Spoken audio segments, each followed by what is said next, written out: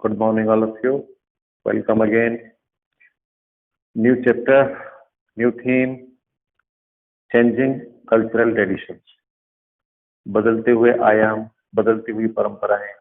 As the time passes forward, it's 14th century up to 17th century account is going to be disclosed before you.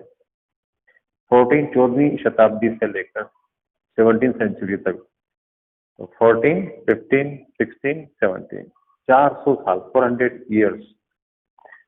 You might call it a modern period. Modern period, in what sense modern period is it? These points were raised, were developed, these things focus on Europe, total focus, Western Europe पर focus किया गया.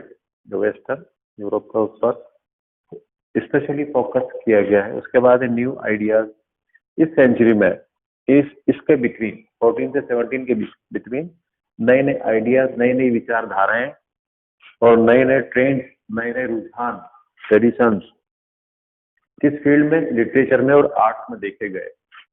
इसके बाद relationship या relation with earlier ideas. इससे मतलब 14th century से before, earlier जो विचार थे वो और 14th सेंचुरी के बाद के जो आइडियाज थे, जो ट्रेंड्स थे, उन दोनों का मिक्स होना और उसके थ्रू एक नए लिटरेचर का, नई आर्ट का जन्म होना, जिसे हम कहते हैं रिबर्थ होना. European renaissance. और लास्ट में जो एक मेन जो वर्ड यूज हुआ है, जो टर्म है, वो है यूरोपियन रिनेसेंस. रिनेसेंस कहते हैं रिबर्थ या री एवेकनिंग. ठीक है, तो री एवेकनिंग एंड रिफॉर्मेशन. जब री एवेकनिंग आई तो उसके साथ साथ रिफॉर्मिंग. रिफॉर्मिंग मतलब सुधार आया. काफी हद तक चेंजेस, बहुत चेंजेस. तो ये चेंजेस है जिसमें हम जानेंगे. आज हम पढ़ेंगे इंट्रोडक्शन, केवल इसका परिचय क्या है. तो मैं इस बुक से आपको बताता हूँ. ये मेरे पास बुक है, Saraswati history of the world, Saraswati से. इससे आप सुन लीजिए. ये आपकी बुक में भी है लेकिन थोड़ा बेटर वे में लिखा है. इसमें है द पीरियड, ये 14 से लेकर 17 सेंचुरी के बीच का जो पीरियड है, ये रिनेसेंस का पीरियड कहलाता है. मतलब री एवेकनिंग ऑफ द पीपल, री एवेकनिंग ऑफ द पीपल मतलब नई सोच, new ideas, new Horizons of the learning and art and culture. नया सीरीज है ये, नया जमाना है. उसके बारे में हम जानेंगे इसमें क्या क्या हुआ. तो हिस्ट्री के अंदर इसका एक इम्पोर्टेंट रोल है इसका, 14 से लेकर 17 सेंचुरी का. It was a period of the growth of distant urban culture. Distant urban culture का पीरियड रहा है ये. मतलब यहाँ की लर्निंग और यहाँ की आर्ट, यहाँ का ज्ञान, यहाँ के new ideas within country, not only within country are seen या are prevailed, but out of the country the ideas, books, prints were available to be taught by the people of those countries. अपने ही country में नहीं बल्कि country से बाहर भी यहाँ की बुक्स, यहाँ के आइडियाज, यहाँ की प्रिंटिंग प्रेसेस, यहाँ का प्रिंटिंग मटेरियल वो बाहर गया और लोगों ने उसको उससे अवेल किया, फायदा उठाया. उनके साथ a number of important urban towns, बहुत सारे अर्बन टाउन, शहरी जो टाउन्स थे वो ग्रो कर गए, डेवलप कर गए. जिसमें पर्टिकुलरली किसका नाम आता है? फ्लोरेंस का नाम आता है. फ्लोरेंस, वेनिस और रोम, ये तीनों इटली के शहर है जो बहुत डेवलप कर गए इस सेंचुरी के बीच. ठीक है, डेवलप. द इन्वेंशन ऑफ, इसके बाद फिर क्या आया? Invention of the printing press. Printing press भी 14th सेंचुरी के अराउंड या 14th सेंचुरी में ही डेवलप हुई. जब प्रिंटिंग प्रेस आई तो सबसे पहले बाइबल, जिसकी 130 कॉपीज बनाई गई, निकाली गई, सबसे पहली बुक थी बाइबल. और फिर वो कॉपीज डिस्ट्रीब्यूट हुई चारों तरफ, उनको कॉमन टू ऑल किया गया, चलाया गया. और फिर बहुत सारी बुक्स, बहुत सी कम टाइम में, कम खर्चे में वो चीज प्रिंट होने लगी. और यहाँ का लर्निंग, यहाँ की नॉलेज, यहाँ की जो आर्ट थी, डिफरेंट आर्ट, वो चारों तरफ फैलने लगी. लोग उसको पढ़ने लगे. लोगों में एक सेंस ऑफ हिस्ट्री आया, सेंस ऑफ हिस्ट्री क्रिएट हो गया जब प्रिंटिंग प्रेस आई. बुक्स कॉमन हो गई, हर इंसान बुक को लगभग पढ़ने लगा. तो उनमें एक सेंस ऑफ हिस्ट्री मतलब इतिहास को जानने का सेंस आया कि आज का इतिहास और पुराने इतिहास जो उन्होंने बुक्स में देखा, कौन सा पुराने, मतलब रोमन एम्पायर और ग्रीक, रोमन एंड ग्रीक जो आर्ट और कल्चर था, एंशियंट और मॉडर्न, उन दोनों को मिलाकर, दोनों को मिक्स करके, यानी इस बहुत सी बुक्स लिखी गई, बहुत सी चीजों को बनाया गया, बताया गया इस चीज। And the people started contrasting their modern, और लोगों ने तुलना करना, कंपेरिजन शुरू किया एंशियंट का मॉडर्न से, मॉडर्न का एंशियंट से। लोगों में इतना सेंस ऑफ हिस्ट्री आ गई। और ancient one of the Greek and the Roman, the new social, और नया जो सिस्टम था 14th सेंचुरी के बाद का यहाँ का society system, structure of society, structure of economy and structure of culture, इन तीनों में एक ग्रेट चेंज, एक रिवोल्यूशन देखा गया, एक क्रांति देखी गई।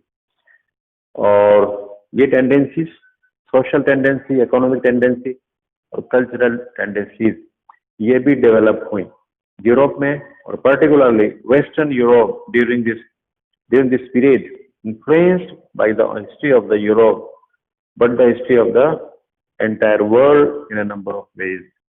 यूरोप का इतिहास इससे प्रभावित नहीं हुआ, इन्फ्लुएंस नहीं हुआ, बल्कि पूरा वर्ल्ड यहाँ के इतिहास से प्रभावित हुआ।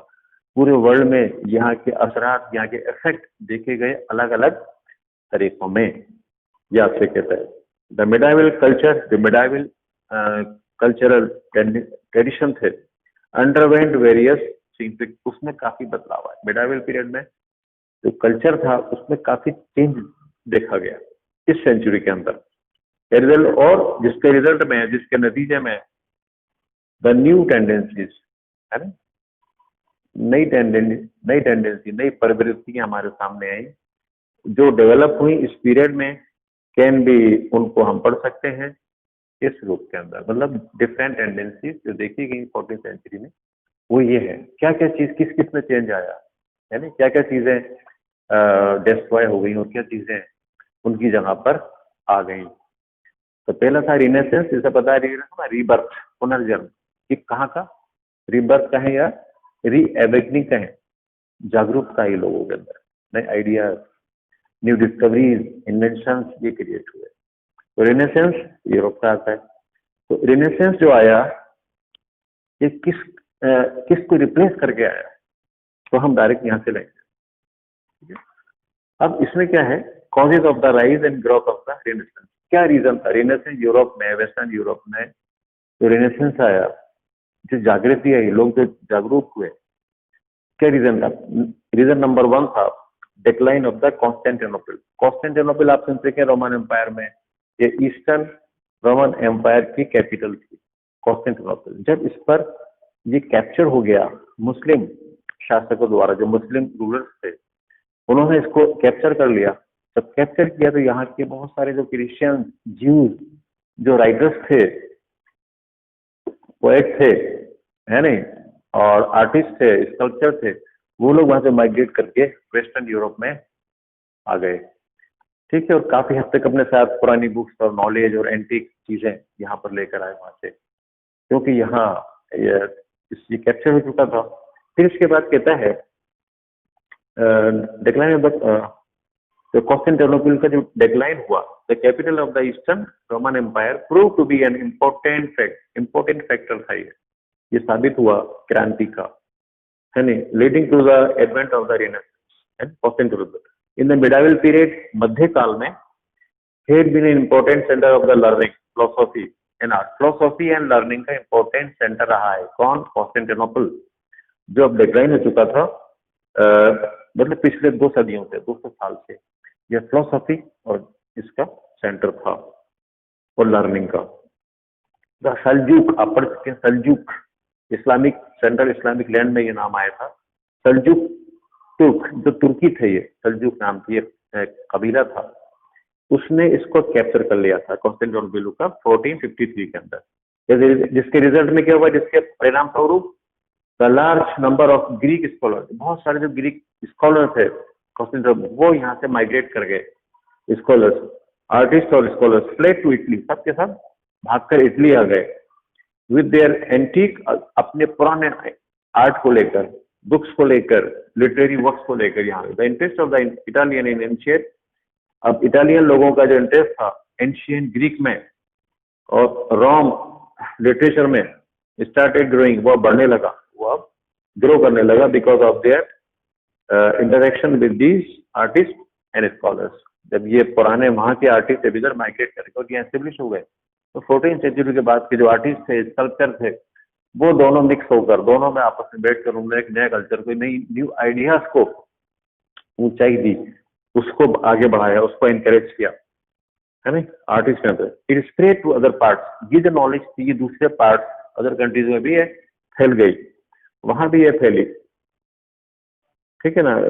Started growing, spread to the other parts of Europe as well. तो इस तरह से जो स्कॉलर्स थे, जो विद्वान थे, बिकेम, क्या हो गए, became instrumental in the growth of the power of logic and reasoning among the masses. लोगों के अंदर इस तरह के आइडियाज, किस तरह के आइडियाज, लॉजिकल आइडियाज जो सत्य पे आधारित थे, इस तरह के आइडियाज लोगों में प्रिवेल हो गए, इस तरह की बातें होने लगी, जगह जगहों पर लोग जो थे वो इसको पढ़ना चाहते हैं, इस तरह की चीजों को, और रीजनिंग की। सेकेंड आता है decline of feudalism. 14th century के बाद जो सामंतवाद था उसने उसकी कमर टूट चुकी थी एक तरह से। तो ये भी इसका रीजन रहा कि वहां पर रेनेसेंस आया, क्योंकि पिछले 300 साल तक, 9 से लेकर 12-13 साल तक, 400 सेंचुरी तक वहां क्या रहा, सामंतवाद रहा, फ्यूडलिज्म रहा, यहाँ पर से वो अब खत्म हो गया, ठीक है। इसका रिजल्ट क्या हुआ, decline of the feudalism also contributed greatly to the advent of renaissance.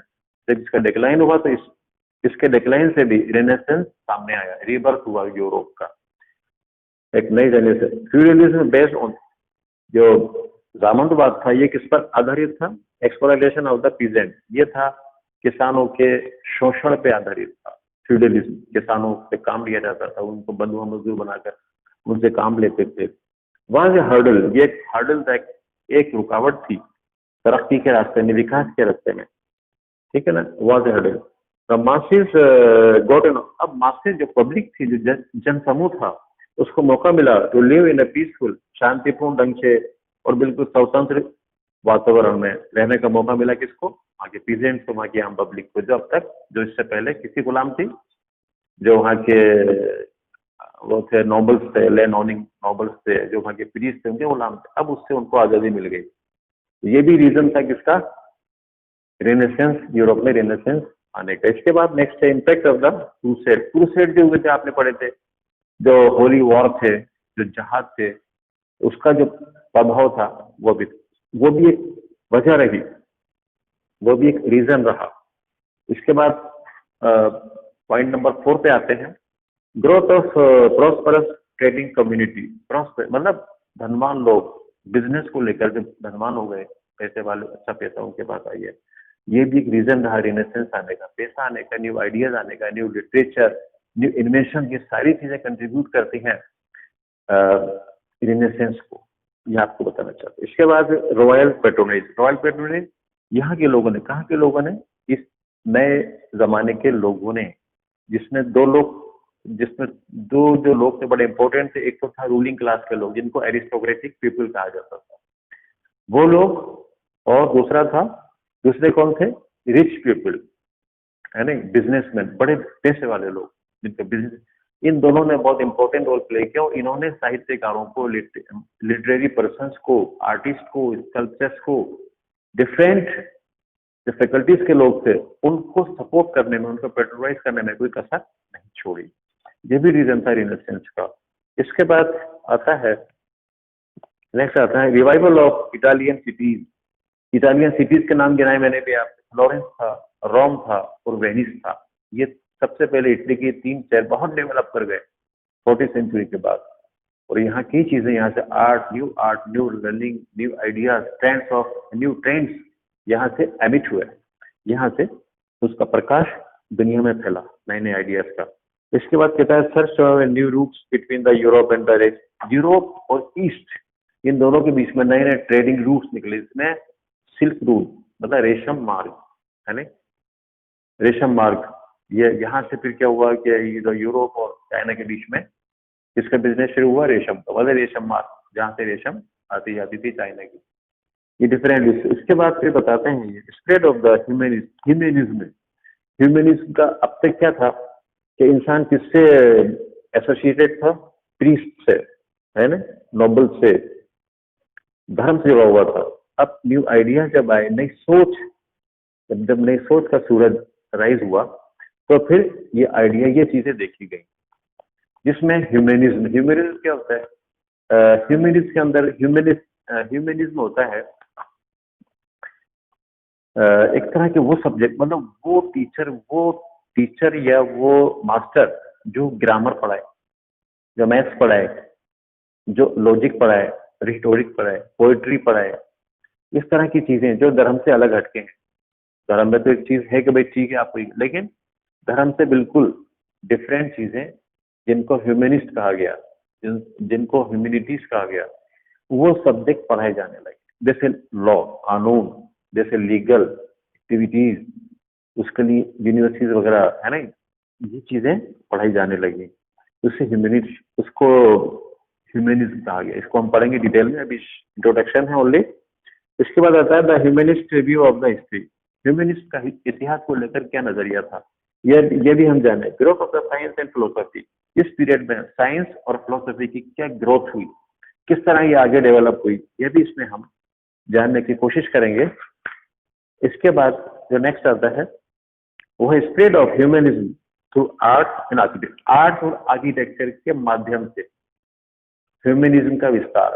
Humanism मानवता, हम कह सकते हैं, ये तो शाब्दिक अर्थ है, लेकिन वो सब्जेक्ट जो धर्म में शामिल नहीं थे, बल्कि धर्म से अलग हटकर, जैसे कि आपको मेरा नाम बताया, पोएट्री है, लिटरेरी वर्क है ना, रिटोरिक चीजें हैं, मैथमेटिक्स है, ग्रामर है, ये किसमें आती है?